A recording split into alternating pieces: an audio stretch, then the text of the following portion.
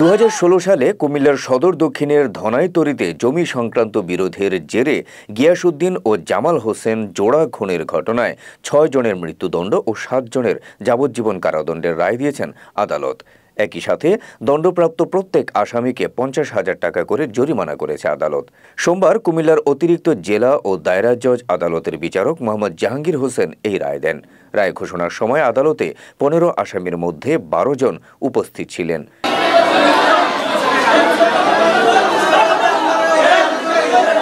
কুমিল্লা আদালতের সরকারি কৌঁসুলি মোহাম্মদ জহিরুল ইসলাম সেলিম জানান, জমিজমা সংক্রান্ত বিরোধের জেরে 2016 সালে 12 আগস্ট রাতে সদর দক্ষিণ উপজেলার ধনাইতরী এলাকায় আসামির পক্ষের লোকজন গিয়াসউদ্দিন ও জামাল হোসেনকে কুপিয়ে ও পিটিয়ে হত্যা করে।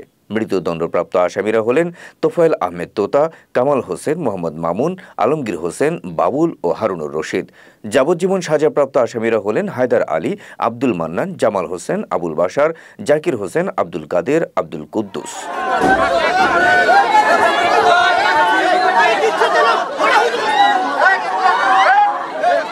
এদিকে মামলার বাদী হত্যাকাণ্ডের শিকার গিয়াসউদ্দিনের ছেলে মেহেদী হাসান আদালতের এই রায়ে ন্যায় বিচার প্রতিষ্ঠিত হয়েছে বলে মন্তব্য করেন। গত 12/2016 তারিখে জামতলা স্থল খুরশেদের বাইবে স্টোর নামক দোকানের ভিতর আমার বাবা গিয়াসউদ্দিন ও জ্যাঠা জামাল হোসেন বসা অবস্থা ছিল। আসামি তোফায়েল আহমেদ তোতার নেতৃত্বে এবং আসামি হায়দার আলীর হুকুমে আমার বাবা গিয়াসউদ্দিন ও জ্যাঠা জামাল হোসেনকে অতর্কিতভাবে হামলা করে নৃশংসভাবে কোবাইয়া পিটাইয়া হত্যা করে এবং এ রায়ে আমি সন্তুষ্ট।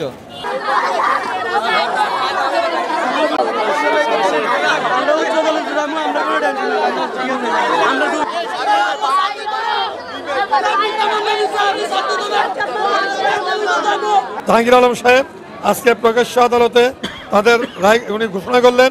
এই ঘোষণা অনুযায়ী আসামি তোফায়েল আহমেদ সহ 6 জনকে আপনি মৃত্যুদণ্ড দেন 302 এবং 50,000 টাকা জরিমানা করেন।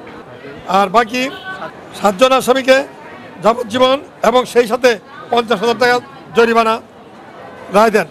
আর এই মোকদ্দমায় সব সাক্ষী প্রমাণের পরে প্রমাণিত হয়েছে যে মোহাম্মদ আমান এবং মোহাম্মদ সেলিম এই 2 জন নির্ভর ছিলেন। তাদের বিরুদ্ধে বাদীর আনিত কোনো সাক্ষী প্রমাণ করতে পারেন নাই।